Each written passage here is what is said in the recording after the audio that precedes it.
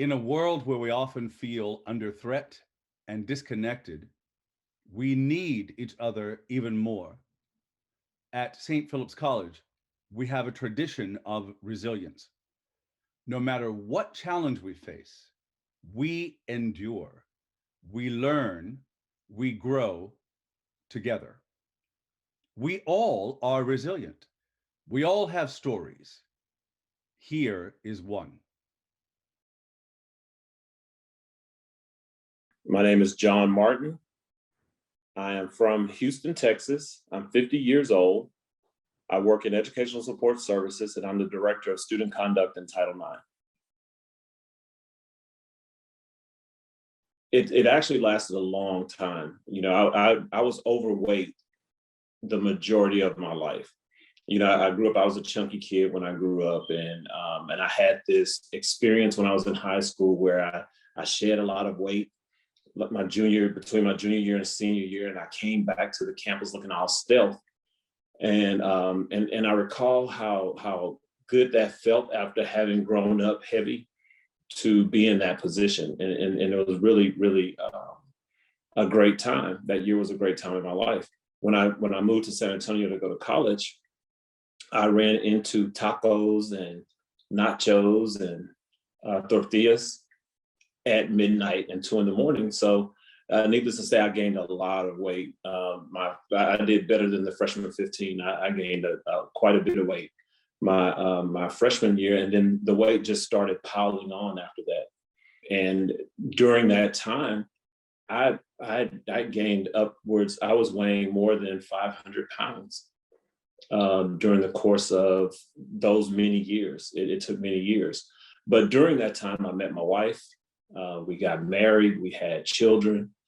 And the thing about it is that weight was impacting my ability to be a good father. And it was impacting my ability to do all that I wanted to do in my marriage. And so it started, at first, it wasn't as difficult to deal with the weight until I started realizing how it was impacting the people around me. I remember going to a scrap metal yard to weigh myself because I couldn't weigh myself in the doctor's office. And this was before I went to the weight loss clinic where they have these types of scales. I didn't know about those. And I asked the guy if I could weigh myself on their scale. And I remember getting on the scale, and what I remember more than the number on the scale was how I felt about having to weigh myself on that scale. That was a hard one. As a matter of fact, I think that was the breaking point. I think that's what got me into the doctor's office to do something, because that admission was overwhelming. I'll never forget that. As a matter of fact, a part of that experience was I made sure that the guy wasn't looking at me step on the scale, because that was something else that I was very mindful of in that. And I think that just added to the humiliation. And it was raining that day. It's a sad movie that day. That was a sad movie. But I remember that experience as part of what led into the decision.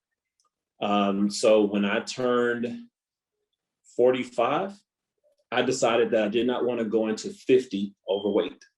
And so I went in and I signed up for the year-long observed weight loss classes and prepare myself for gastric bypass surgery. And in December of that year, 6 years ago, I had the surgery. So I'll tell you something really funny about that journey. The only person who knew that I was on it was my wife. That was the only other person in my life who knew what I was doing. The day that I had the surgery, she was the only person that knew. She and I went to the hospital together. No one else in the family knew that I was going in for surgery. And part of that was I was still kind of embarrassed about having to have surgery as the recourse, not having the self-control to do it on my own. I felt I was one of those people who felt like I was taking the easy way out. And so there was some embarrassment that went along with that. And so this is going to sound crazy, but I did not decide to go all the way through the surgery until the morning of the surgery. And I always knew in the back of my mind that I could pull out at any moment prior to surgery, because what I was conflicted by is that why was I engaging in a elective procedure and jeopardizing my life for it? Why am I risking my life to lose weight when all I have to do is not eat, when all I have to do is exercise and that kind of thing? And it hit me like a ton of bricks while I was in the hospital. I believe in God. I'm a praying person. And I was like, Lord, just tell me, give me a sign that I'm doing the right thing, that I am making the right decision, that I'm not being vain, that this is the right thing for me and my family. And as God would have it, I got this really overwhelming sense of comfort with the idea that it's worth risking your life to save your life. And after that, the anesthesiologist put the anesthesia in, wheels me into the room, count backwards from 100. I got it to 98 and I was out. Next thing I know, I was waking up.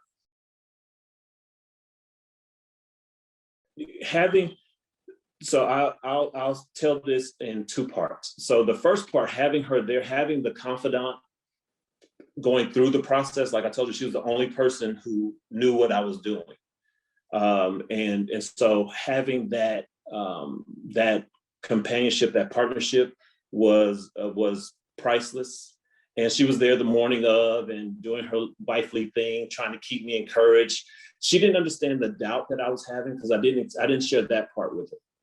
I didn't share that part with her going in.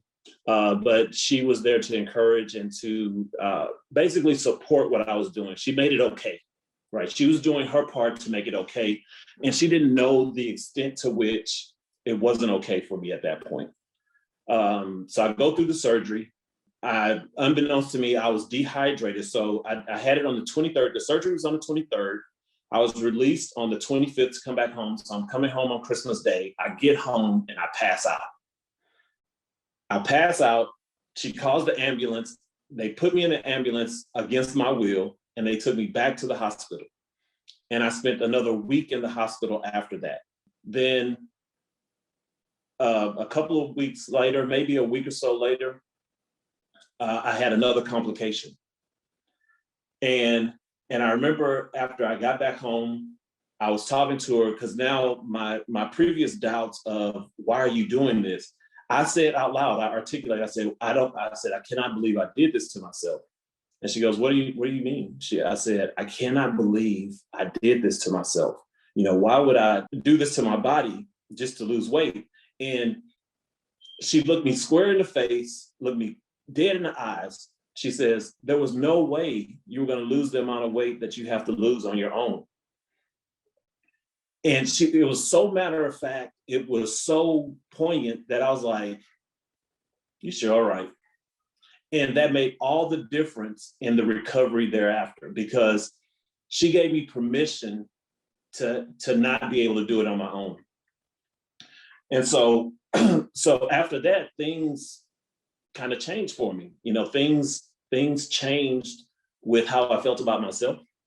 Things changed with how I felt about the new journey that I was on. And so I continued to have complications, but how I felt about those complications were different as a result of that. One of the things that I learned about myself through this journey was I had a food addiction. I didn't have the control over my eating that I thought I had. I found out that I ate with every emotion. Food was a comforter with every emotion, be it sad, boredom, happy, ecstatic, whatever the emotion, food was the complementary item that went with it. And so not being able to eat, because with the gastric bypass surgery, you're literally unable to eat. It changes the way food tastes. It changes, obviously, the amount of food that you can consume. So it was very uncomfortable to eat. And so I lost my friend. And during my recovery, I was home by myself because the kids went back to school. My wife went back to work. So I'm at home. I was off from work for about 12 weeks. And so 10 of those weeks, I would spend 10 hours a day by myself. And I didn't have my friend, my old friend, to comfort me. And I remember I used to go to the refrigerator and just open it. But the pain of eating and all those things were overwhelming. So I definitely didn't want to eat. But I went into this really dark place. And I didn't understand it that way until I was beyond it.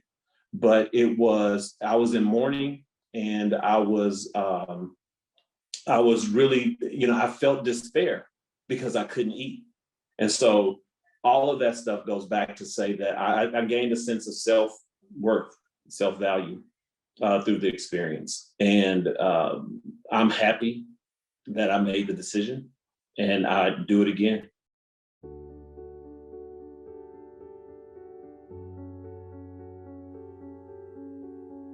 You know, well, resilience means to me being able to recover from a setback. No matter how long that setback has lasted, no matter how long it's been an obstacle standing in front of you, is that resiliency is being able to overcome that. I am resilient because I matter to me.